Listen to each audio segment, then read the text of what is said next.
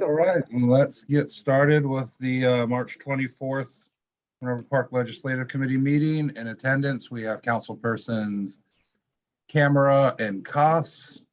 We also have Mayor Hughes, Village Planner Eric Fisher, Leah Klein, our financial assistant, and Barb, the village assistant. Okay, Eric, before we get into tonight's stuff, I'm going to ask you the same thing I always ask you. Where are we on those flags? So just to update everyone, I talked to Jesse the other day. He's not quite there on the flags, and obviously we have a scheduled meeting with staff and council members such as yourself on Monday concerning the beginning of the code rewrite. It's kind of a kickoff meeting. He has not had time to get to specific items on the flags. So I don't have anything new for this evening other than your current legislation. Happy to take any questions about anything else or new or old. Just thought I'd check. And for the record, since people are here, I will not be at Monday's meeting as I will be out of state. I believe that meeting is in person, correct? That is correct. It's not a big deal. It was yourself, council, just to keep ourselves under a quorum point. Chairman of the P&Z, yourself, and Councilman, excuse me, Councilman Wolf was also invited to that. So that way we can just kind of kick it off with everyone involved and then go from there. And we'll proceed with the first major introduction of it to P&Z on their first meeting, and then discuss it with council on the April meeting on Saturday. Awesome. All right. Well, let's go through all the hoops and ballet dance of tonight's legislative agenda here. Starting with Ordinance 04-2022. These are supplemental appropriations, second reading, intent to waive the third. There would be no need for an emergency passage since it's an appropriation. There is quite a list. I really love whoever is putting the little Post-it notes on these. I love that. Thank you, Leah. So I can actually see what all of these things are, but I know you're here for a reason. So how about you gab on about them? Sure. The first one coming out of or going into the general fund, that is just the increase with the Columbus Fire contract. The second one, the solicitor fees, that 35,000, that's obviously for the code rewrite. The American Rescue Plan Act, that is the grant we received. And we had intended on using that for the 2021 storm sewer project. And then also below that, that is also both of those under storm sewer maintenance. Those are all for the 2021 storm sewer projects. The contractual services is for Mike Flickinger, and then the capital outlay is for the DJX construction company. And then the parkland capital. Just for clarity. So Sure. The second line, the 30 and the 208,000, that's money from us that we are putting into an account for the sewers. The 69,000 is grant money that we're putting into the same account for the sewers. We are just appropriating it because we plan on using it towards the sewers. The 69,000, yeah. Gotcha. But the 69,000, that's money from American Rescue Grant. The Yes. 238 total, that's money that we had in the budget anyway. And now we're saying, okay, we knew we were going to have to spend it on this, but we need to put it into the right place so it can be used. Correct. Awesome. I know I get confused on that, and we have some newer council members who might not follow along this. Yep, nope, that's exactly right. The Parkland Capital Improvement, that is for the that's for the park shelter. Should we get that done this year? So fingers crossed. And of course, as you mentioned, that just what this does is put that money out of the general fund into those accounts so that if we get someone to build us a shelter, it's there and is ready to be spent. That one is actually the Parkland Capital. It's its own fund. It's not the general fund. Okay, But where we are taking 100,000 of that out of that fund into an appropriation account, so we can use it should we need to this year. awesome. Thank you for the clarification on that. You're welcome. Okay, anyone else with any questions on 20? I know I had all of them, but does anyone else have questions, I guess, on 04/2022? Okay, is there anyone, because we can have the debate now, who would be against, what's the reason for waiving the third reading? How about that? There's the question. Oh, yes. Well, we are going to have some 2021 sewer project invoices coming in. So we need to have the money there so we can go ahead and pay those invoices. Okay, and if we made them wait, however long it would be, 2 weeks? I mean, just the questions, if we made them wait 2 weeks until we got our next reading in, would that be a serious problem? Would that be just inconvenience for them and them being huffy? Or would that be like, hey, we're not gonna keep going if you're not paying? Just as an FYI, it's actually 3 weeks, just so you know. Okay. So then you could potentially start getting into late things and all that good stuff. And I'm not trying to speak for Leah, but I just wanted to point out that the next meeting is not until April 14th. I think they wanted to start, based on the last communication, they wanted to start April 14th, so we got to pay them ahead of time. Yeah, Mhm. so that one's one of them. When they went, the East Shore Court project, they already cut the trees. This is one of the ones that was delayed from March to June. They had already done step one before they found out that the pipe wasn't going to be there. So this is one of those appropriations that honestly, I should have remembered that we should have appropriated it at the same time that we actually passed the legislation for it. But with this being part of the grant, it's a little different. So it's getting the grant money in there to cover it instead of money from somewhere else. Well, then that explanation is on file and on record. Okay, we're up to 05/2022. Mark, I think nobody else is willing to speak up, but for some reason it sounds perfect sometimes and then it's muffled sometimes. Be very Okay. specific. There you I go. have a very annoying, very directional mic. You on sound my- perfect on now. my- I have a Yeah. very titsy directional mic on my, Just don't turn your head ever. yeah, Just if I'm not staring don't turn directly ahead. down the barrel, it'll lose me. All right, salary ranges, second reading, intent to waive third and pass as an emergency. I believe the big thing for this was our one officer, we're changing just one of the little salary positions, correct, for our one officer who used to be a sergeant and is now going to be a patrol officer instead, and we need to bump the cap a bit.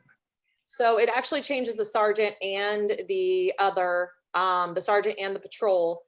The bigger reason that we're trying to get this done is we also have Jeff Wilczek starting on April 4th. And that actually adjusts the position names. I think those are in red as well. If I'm not staring at it. But the bigger things are not just the bigger things, but there's multiple things on here that are also just as important. Jeff Wilczek's position is actually part-time fiscal officer. Leah is, hers is Assistant. adjusting as Well, well. multiple. Yeah, there's multiple hats. things on there, but a big part is going to be Jeff Wilczek starts on April 4th as well. Mhm. And his actual position is being changed to, that position is being changed to part-time fiscal officer. I will say on the copy in the packet I'm looking to, nothing is highlighted in red. Not in red. Yeah, the yeah, it's red all- copies. The red copies are not in there this time. I can email them to you all right now if you'd like. That way you guys have it. But I did want to point out that that's the other, there's several other things on there. But the Jeff Wilczek thing I know for sure was one of the ones that was updated. Well, I guess it's not him specifically, but that position. So that was the reason for the waiving of the readings as well. So he starts on April 4th. The next meeting is not until April 14th. And then we also have the officer that will be adjusting before April 14th as well, the sergeant versus, so there's going to be a bunch of those changes will take effect before the 14th if we're able. And I do believe that was the other thing that's changed in there is it actually does say to take effect beginning on, I think we used March 27th as the date because our sergeant is switching and all of that on March 27th. I think that was the other line, Leah, that was actually added in there for it to take effect on March 27th. And the reason we picked March 27th is that was the pay, also the pay period, which makes the fiscal officer's job much easier as well, instead of changing it in the middle of a work week. And yes, it is effective March 27th is what it says in there. Yeah, so that was the plan on that. So I'll see if she can send out those, but that's the gist of that one. That's why we're waiving the readings because we have multiple things that are going to happen before the 14th of April. Okay, questions or comments for admin on that? Anybody? Yeah, I have a question. I just want to clarify Yes. that when we say hourly rates from and to, that's the range of the rates, and we're not changing them from one to the other, right? Correct. Okay. That's And what I thought. I just wanted to make sure it was clear. And sometimes, I mean, I'll be the first to open up the can of worms, but you know, on some of these, we're going to come back to you on January because as you know, we're getting to the reason we're doing this is because we have an officer that's hitting it. So guess what? He's going to hit it again next year. Right. So, but we don't want to change that range too much and make council get a little nervous going, wait a minute, why are these ranges so big? We like keeping the ranges small. So you also kind of have a little bit of a tighter fit on that. Because that was a discussion. Do we just fix it to where we at least have a 2-year play? We don't have to keep bringing it. But I think that's actually the whole point to it is so you guys can reevaluate it every year. And I did email my working copy so you can see the changes. I did email those to you all just now. See, that's why Leah's here. All right, moving on to 06-2022. An ordinance allocating funding for construction and improvements of the village amphitheater project and declaring an emergency. This is just a second reading. We're not looking to pass it tonight. We are looking to declare it as an emergency when we do pass it. Mayor Hughes, justification for that. Eric Fisher, justification for all of the above. I mean, I know the answers, but he's going to have a much better answer than I am. That's fine. So, thank you, Mayor. So obviously we are getting to the point of being able to handle our amphitheater project. This is something that council's reviewed before, and we've talked a little bit about at different work sessions. We have an application in with the state. There is a timing issue to get that handled. This particular ordinance, if you'll note, has an if-then statement in it. Basically, this is related to our ordinance that's going to come to you concerning the larger ask of funding a number of different projects, which includes the community building. It will include the lake. It will include a bunch of minor stuff, including compared to those prices, which includes this amphitheater. We have to be able to show the state that council is agreeable to segregating the money into a single point so that it's simply a reimbursement, so that they say, okay, we've got, as an example, we'll just use 100 grand. It's not what that is, but say it's 100 grand. The state says, great, we'll reimburse you 50%, which is what this is. And they're going to go ahead and pay us as we spend out and we request the reimbursement. So we have to tell them we've got the money in order to get the money. So it's basically what it is. I'll take any questions on that. Okay, so to paraphrase that, we have to show to the state that we've already appropriated the money and it's sitting there before they will match it. Makes sense. All right, any questions or comments on that? Okay, moving down to 2022-07. This is the pool, guys. Are we waiving readings on this? Let me check the little dates at the bottom. This would be a third reading, no need to waive. There is a request here from admin that we pass as an emergency. so that we can begin early sales of pool passes. The only question I have, and it's probably there and I didn't see it. Yep, never mind. There's the early bird. I'm good. Wait, why are That's we all I was passing looking it? for. Why are we passing it as an emergency if it's a third reading is my question. So if we don't do it as, so if we don't do it as an emergency, we actually can't start selling memberships until after 30 days from today, which Gotcha. limits people to being able to purchase their memberships down to the wire. Not the wire. I mean, Okay. it would put us to April 24th, giving people only 30 days to come up with the money, to pay it, to know. Technically, we really, I don't even know if we can advertise. I don't know exactly what we can do, but doing it this way, we can start getting the membership prices, the flyer, we can start getting all of that stuff put on the website. Our plan is, we actually discussed it today. Our plan is to start taking payments on April 4th. And we actually picked April 4th. We were going to do April 1st, but since that falls on a Friday, that just, then you have all this paperwork coming in on Friday and everybody leaves for 3 days. And we just thought Monday would be great. It gives us a couple extra days to be able to get the point and pay up and running and the pool software up and running.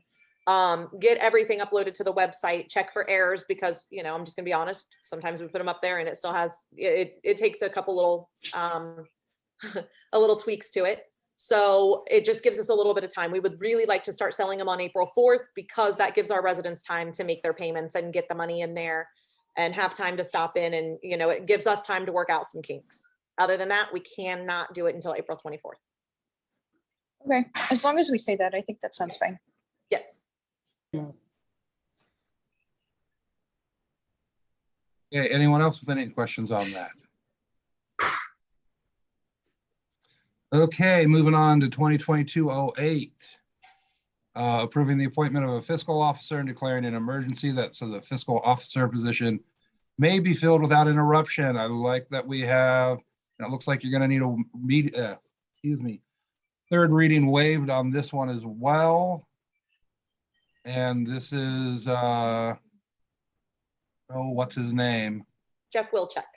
Thank you. There we go. Jeffrey Wilczek. And I And this believe is he so he takes can take care of- over right away and not have a interruption of duties. And there should be adjustments to where it says part-time now, not full-time. You pointed that out last time, and I do believe those were fixed. Yes, as a part-time fiscal officer with an annual salary of 45. Beautiful. Questions or comments? All right, moving on. Clock is ticking there. 2022-09, a resolution to amend and revise the Minerva Park fee schedule and to declare an emergency so that the fee schedule may reflect current practice. Eric, if you really want to talk about it, you can. It looks like our right-of-way permits going up. We've talked about that before. It costs us more to do those survey stuff than we're charging for it. And record retrieval, I assume, is also going up just because it costs more money to do Okay. that as well. So that, I think we are still looking for some insight from council, and we would really like to get that resolved. I think this one's only second reading, and I think we are doing 3 readings on this one, if I'm not mistaken. Correct me if I'm wrong. But that one, we really are looking for some insight. It's 20, and Leah's on here. So I know it's $27 for each retrieval or the delivery for 1 box. So if somebody comes in and does a public records request, it's $27. Plus there is a fee to actually pull it from the shelves. And then there is actually a gas fee. So, and I don't remember if it's $27 each way or not. I believe it is. Don't quote me on that. Maybe Leah could answer that. But we've had a couple public records requests, and that has really upped our cost for going and getting these. It's a different company than we used to have. I believe it was bought out by somebody else recently. So the fees have gone Vital up. Records Control. So it's gone up significantly, and, you know, we're not trying by any stretch of any imagination to slow people down from public records requests. It's just a fee. I mean, it's a fee that we have to take. And unfortunately, we do not have a facility that we can house these things in. Again, once we get the new facility building, we do hope to house all or most of the boxes at the building. But at Okay, this so- time, we don't have anywhere, and it is a cost that we have reached out to legal, and we are able to do that. So this, again, I'm just gonna say, this is something we've put together because we have seen the bill, go up drastically over the last 2 months. We're bringing it to you guys. We had kind of talked about, do we give, not, I don't want to say, if somebody wants a record, they deserve the record, they can have the record. But if somebody comes in and they just want one a year, is that something we absorb the cost? So we had gone back and forth. We talked about, if somebody comes in and there's one, maybe we waive the fee or this or that. Like, again, it's a discussion for you guys. I mean, I'm not giving my view on it. It's, do you guys want to charge for it? Because it's a fee that we weren't necessarily expecting, and it's a fee that has gotten pretty extreme this year. So when you say pretty extreme, can you put a number on that, or at least a ballpark? I mean, are we talking $500 or? So typically when we $2,000? have, I think, I'm sorry, Leah, let me jump in and then I'll jump to you. Go ahead. Yeah, so I think when we have a standard, like when someone comes in with a standard public records request, right? Because these are older records, right? So, and the village doesn't have at this time, a records management system where everything's scanned in from the last 70 years, right? It doesn't, that's a different investment, a different discussion with council.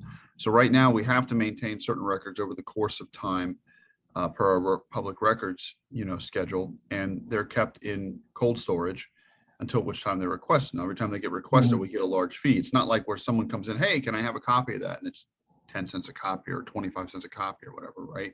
So I think the issue is that, and I'll jump to Leah, but I think we've tried to be fair about the request. I don't know that we can waive fees, quite frankly. That's a different discussion for legal counsel. I think we have to set it as a specific fee whenever someone requests something, but I think it's fair to say the village eats some of the cost, and the resident who really wants the record, or non-resident, because it can be anyone of the public, also has to share in the cost, because that's a fair recoverable public cost that we're asking back. So I think that's where we're at with it. Leah, what do you want to jump in on? Yeah. Sorry about that. I do have the exact price of the fees. So it's a $27.71 delivery fee. That is each way. And it's $3.75 per box. So every time they retrieve a box, it's $3.75. So that is going to be each time they remove a box and refile a box. So that's $31.46 each time. $375. Say that again. Is that $3.75 or $375? $3.75. Okay, that makes a big chunk of Not, a difference. not Yeah. per box, right? There's still, what's the total Per- cost? Per box. Every time they retrieve a box for us, it's $3.75. And they ship That's it over? that's and new. still- So it's only $3.75? Plus No, the 20 shipping And is plus a $54. $27.70, yeah, plus a $27.71 delivery fee. Perfect. And then you pay that again when they return it. So we've got double that and $3.75. Yeah, so $31.46 each way. So And those are some new fees. Those can add up fast, as we've seen recently. Yeah.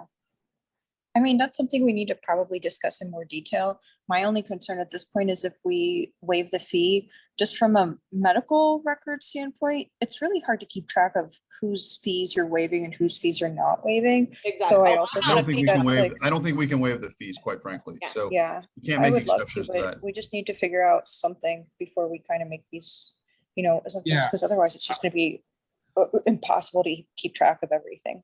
So I think I go ahead. am maybe of the opinion, because we don't have a work session between now and then either.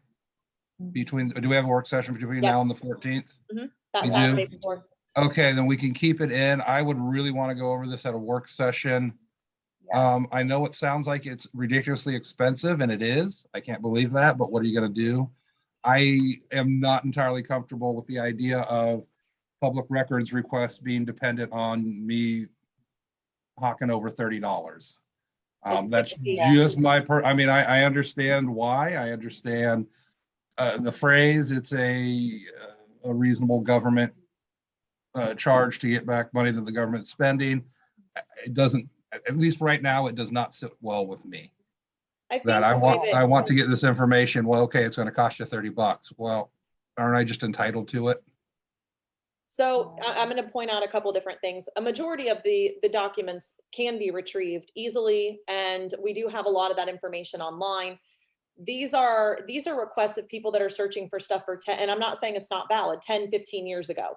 Mhm. So, I think the hard part is, and, I don't want to imply, and I won't imply that it's because of one person, two people, three people.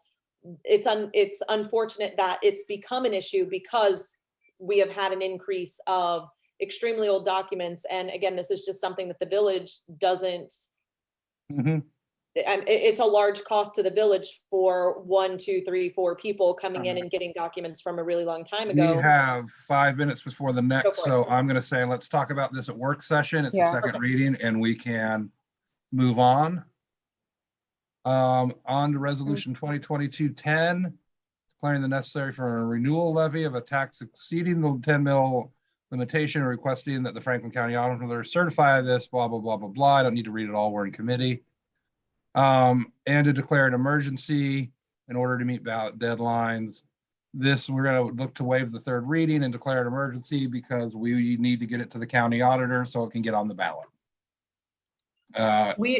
We are just requesting, we are requesting the numbers right now from the county at this So point. this isn't even getting it on the ballot. This is just requesting what the numbers would be. Just requesting the rates from the county, yes. So not even any of that. We need to, yeah, okay, we've all, and for those of you who haven't, the county sometimes goes and starts in spots and no, don't give it to it yet. Don't, it's too early. No, we need it now. We need it right now. Now's where you need to give it to us. And so that's, unless anyone has anything to say about that, I think we will move on to our last thing here. A resolution to reject all bids for the renovation and addition of the Murray Park Community Building and declare an emergency for the public welfare in order to talk to the bidders. We didn't get any serious decent bids. The one bid we did get, or if there was more than one, I think there was the little thermostat bid and the big ridiculous bid. Officially say no, go away, declare an emergency and be done with it. Correct. Okay.